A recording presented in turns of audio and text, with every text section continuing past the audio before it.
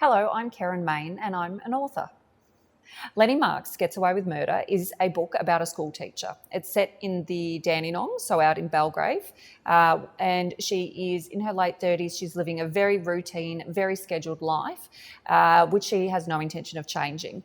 And then through a couple of different things happening, she's forced into a few changes that sort of set off a complete change of lifestyle for her. And that includes a letter from the parole board that lets her know her stepfather is being released from prison.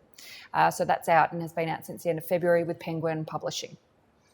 Yes, this is my first book. Yes, first of many, hopefully. I loved the idea of focusing on somebody that's had something awful happen to them, which is awful, but you do have to do some terrible things to your characters, and that has then gone on with their life, because I am always in awe and find it quite remarkable how many people have very serious things happen in their life, very traumatic events, things that have not happened to me, and I can only imagine I would probably be a bit of a mess, crumble in a heap, and then they have to get up and get on with it. So I didn't want to focus so much on the offence or the offender, but I did want to focus on I don't want to say victim because that's the wrong word, and it's definitely the wrong word for Lenny, but I wanted to focus on what happens afterwards.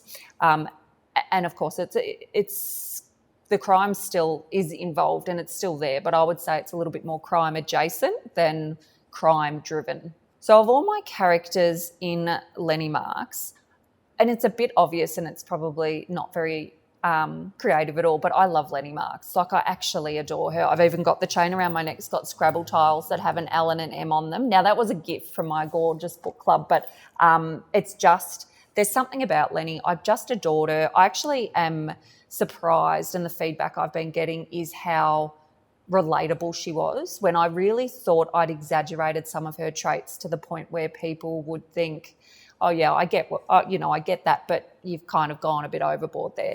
People just have, the feedback that I've got, and I don't go looking for bad reviews, is that they've loved her and that they also see some of their own traits in her, which just makes me really happy. But I must also say Faye, who was the foster mum of Lenny, and a lovely foster mum too. That's not a spoiler. Her foster mum's absolutely gorgeous.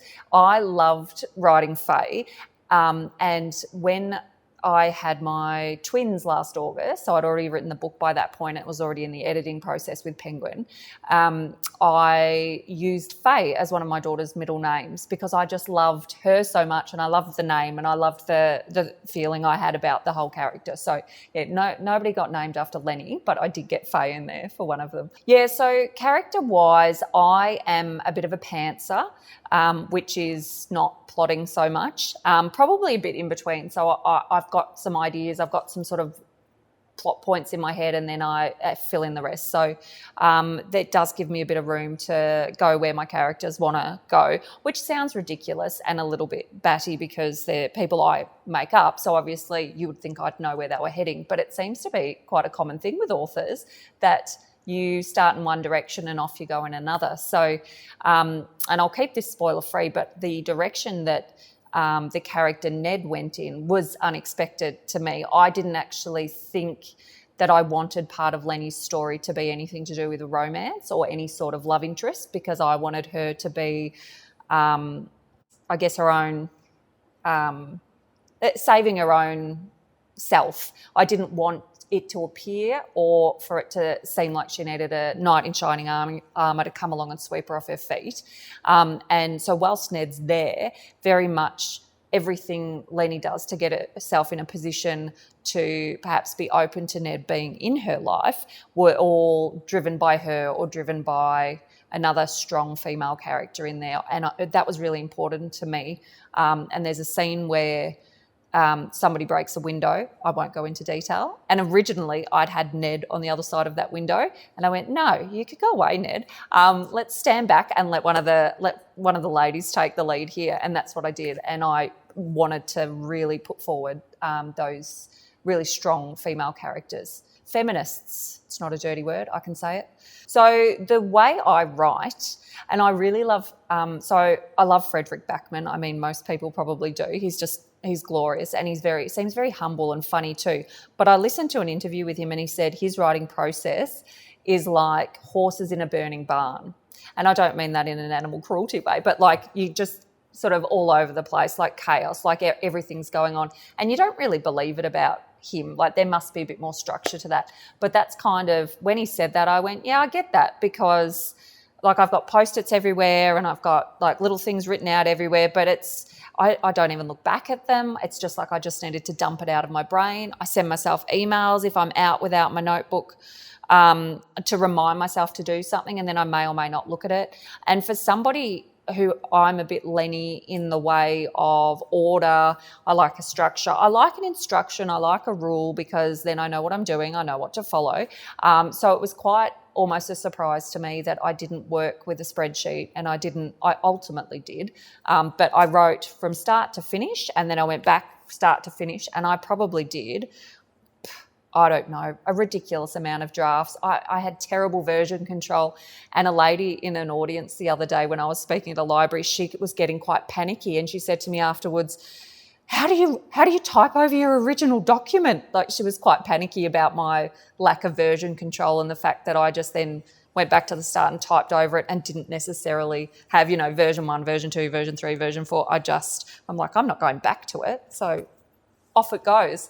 Linear, start to finish, but then I generally have a couple of plot points in mind that I want to get to, and sometimes I'll race to it a bit, and I'm not fussed if what I'm churning out in that first draft is just kind of holding information, because I know I'm going back. Yeah, so foster system and the parole system were things through my day job as a police officer I already had a little bit of information about. They were things that I did further research on and talked to a couple of people about, but then also and I think this is the case with most things, what you end up knowing and what you end up putting in the book is like miles apart. So I didn't want, and I think I refined it over my, 375 drafts. I'm surprised I still like the book. I looked at it that many times, but I do. I love it. But I went back and I sort of took a lot of the information out, so it didn't seem like an information dump. And there's some talk around psychology and sort of a diagnosis in relation to Lenny, and that, again, I did more research into it than I wanted to put in the book, because I didn't want it to be I'm not a psychologist, I'm not a parole officer, I'm not I didn't want to be locking myself into a story too tight about the way things worked, when really I was probably more than anything putting quite a fictional spin on it. And I think in my research, it was probably more I would look for what I wanted the answer to be, and if I got even that's a maybe there, perfect, then off I'd go with it. So perhaps any psychologists, parole officers, or foster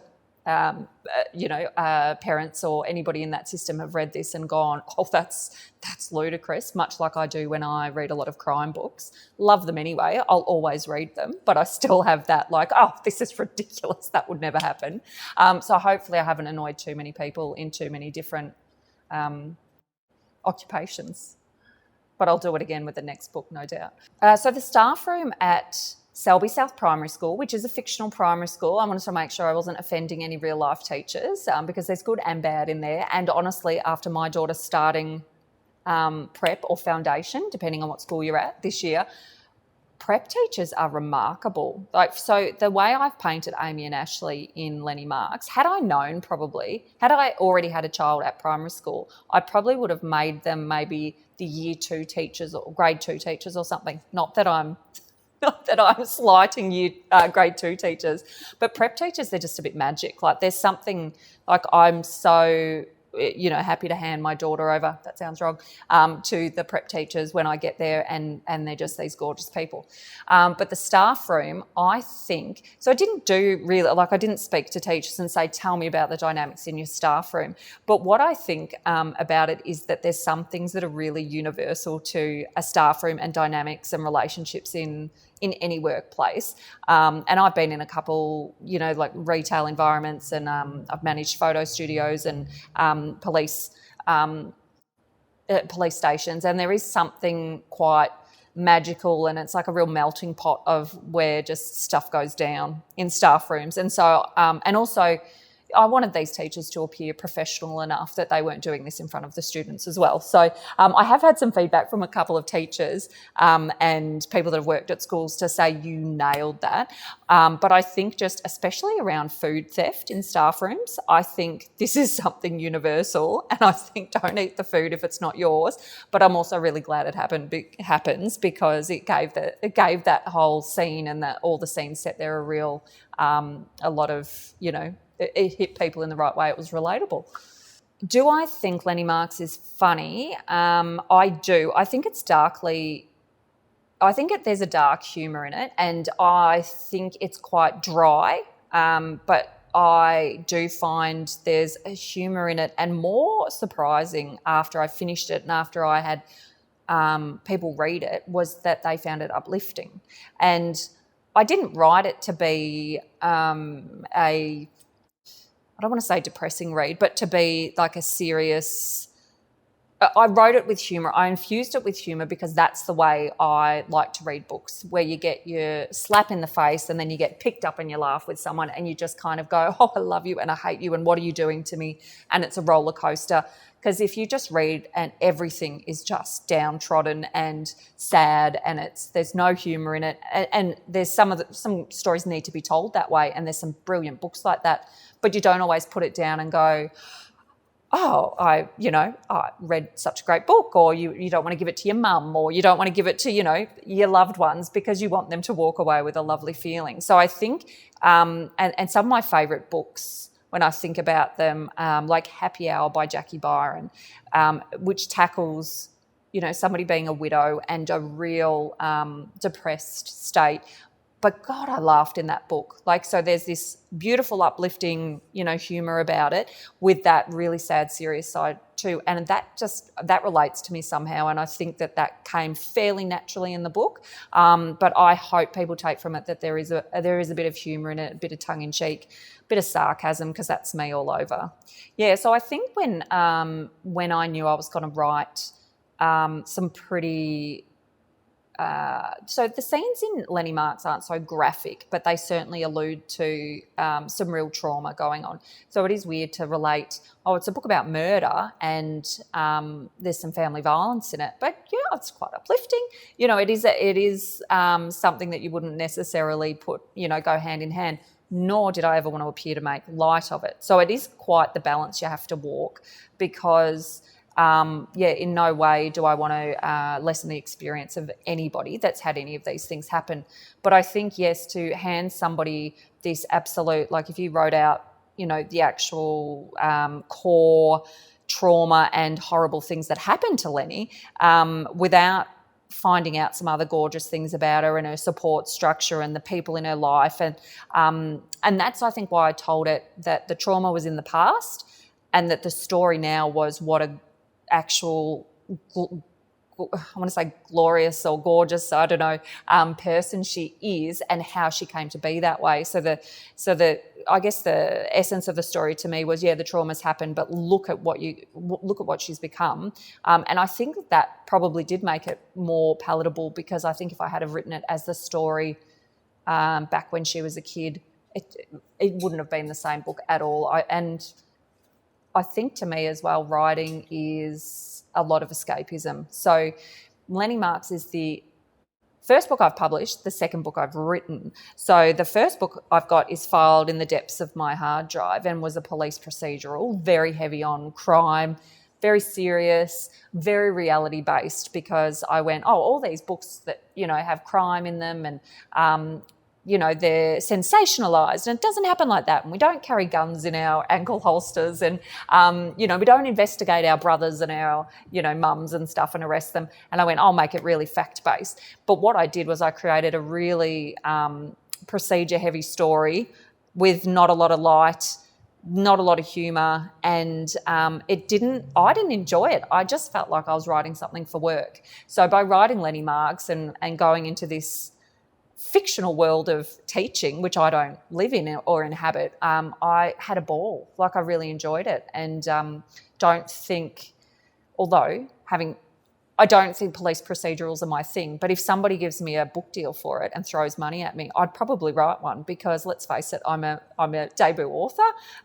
My integrity is there, but it's not that high. So if they want me to write a police procedural, I'd write one. Time, the endless struggle with finding time, and this is something I think, regardless of what you're doing, if you're not writing a book, but you've got any responsibilities in your life, we just try and pack so much in. So I've got 4 kids who are now we'll say 4 under 6, because I've got a 5-year-old, a 3-year-old and 8-month-old twins. So I wrote Lenny Marks when I only had 2 kids. Now that seemed hard at the time, but now I've got 4 kids and I'm trying to write a book. I actually realised how much time I actually had on my hands when I had 2 kids, and 2 kids that were actually quite good sleepers, and we were in lockdown. So I didn't have there was nobody messaging me saying, let's have a coffee, let's do this with the kids. We had to stay home. And so it took kind of that parenting guilt off of going, I'm not doing enough with them. We haven't been to 7 play centres this week. I don't like play centres because I just look at them and think germs, like they actually horrify me. But just thinking all these things, instead we just had this gorgeous routine of we'd go for a walk, we'd sometimes get a takeaway coffee, we'd do a lap, my son would go to bed, I'd pop on the TV for my daughter and I'd write. And so maybe I did have a better writing process than I thought I did. But yeah, fitting things in. And I've been speaking to other authors about this now because we're all, there's a few of us on this second book bandwagon, and it's kind of a bit of a rough ride because you've done one, you think, the second one has surely got to be easier. I know the process. It's not easier. And also now you're writing for someone. You know that you've probably got an audience for this book, or at the very least your editor will consider it. And that's really stressful. Writing a book where you just think you'll send it into the void and you're writing for yourself purely, with the dream to be published, obviously. It's just a whole different kettle of fish. But finding time, I have made sure that I don't need to sit down in a perfectly quiet environment for hours at a time. I can write in half an hour and try and churn something out. I set myself small goals. So if it's the first draft, I might go, just sit down and write 350 words. And because I'm not so worried about the quality at that stage, I still want to get the story down. 350 words might take me 20 minutes. And I'm not saying they're the words that are going to go in the final draft, but it gets the story on the page, gives me something to edit when I go back. So I just am carving out little chunks of time, and it's going to be that way for quite a while because I have little children and I will be going back to work. I've been very lucky to have maternity leave for almost a year, so I will be going back to work. And so it's going to be just more scraping for time, writing in the evenings instead of sitting down and watching TV shows and scrolling aimlessly through my phone. So Rottweilers, and Malcolm the Rottweiler in the book, which I've had a lot of feedback about how much people like Malcolm, but then also I think dogs especially, but pets or animals in books are great as long as you don't hurt them. So I don't think people like books where animals are hurt. And there is a bit of a scuffle with Malcolm, but nothing. He comes out fine. He'll live to see the sequel if there's ever a sequel. He'll be fine. Rottweilers, we had up to 12 in our house as children at any one time, and that makes it sound like we were some sort of crazy animal hoarder, but we weren't. My parents bred Rottweilers, and we had a beautiful old dog. Well, she wasn't old at the time, but she had 11. I think she had like 10 and 11 puppies when she had her litters. So I think she had 2 litters and they were just massive. But as kids, like what a thrill, because we got to go out there with the little bottles and we got to feed the dogs. So my memories and my feelings towards Rottweilers are they're the dogs we grew up with. They are just these absolute, as with every dog, if you raise them right and you treat them right and you train them right, they're just beautiful, silky, soft bundles of just bundles of gorgeousness. And my mum and dad never had to lock the door to the back of the house for as many years as they had them. Yes. I actually wish I could read more and never used to listen to audiobooks.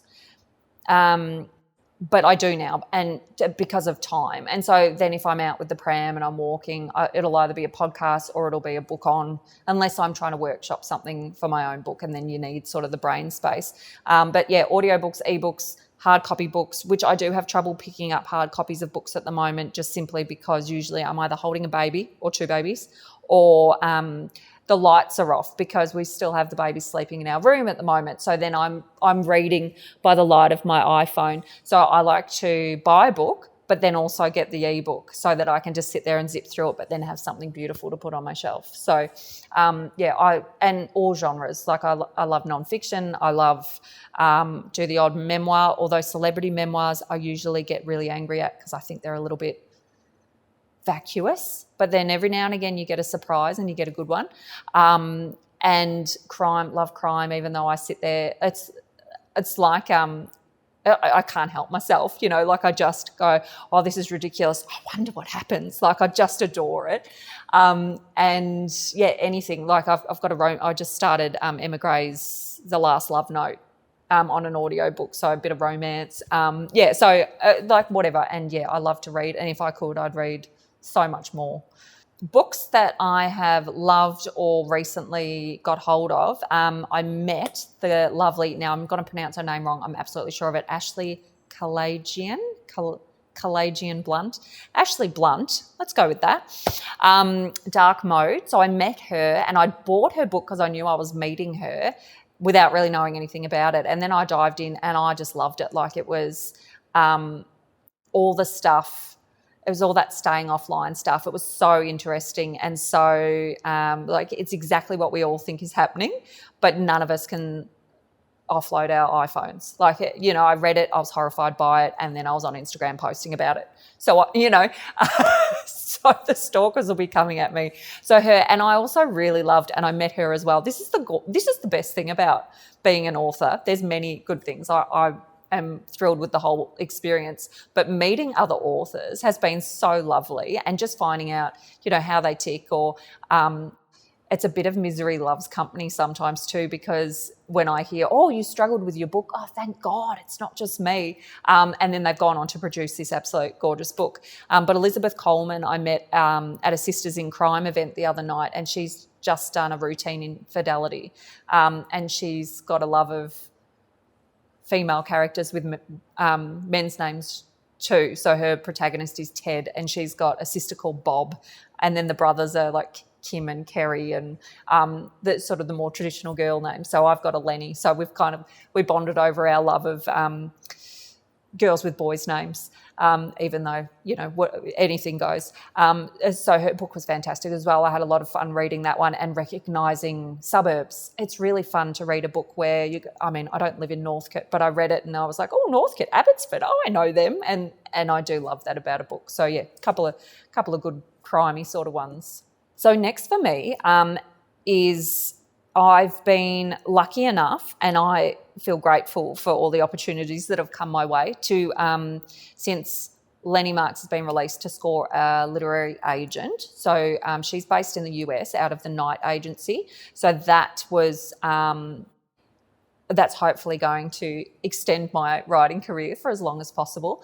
And then on the back of that, I'm going to be writing 2 more books for Penguin. So I've got a 2-book contract with Penguin. So I'm in version, I don't know, still not very good with version control of writing the next book. So it's another, and I've loved working with Penguin. Like it is a big publishing house, but the experience I've had with them, my editor is fantastic.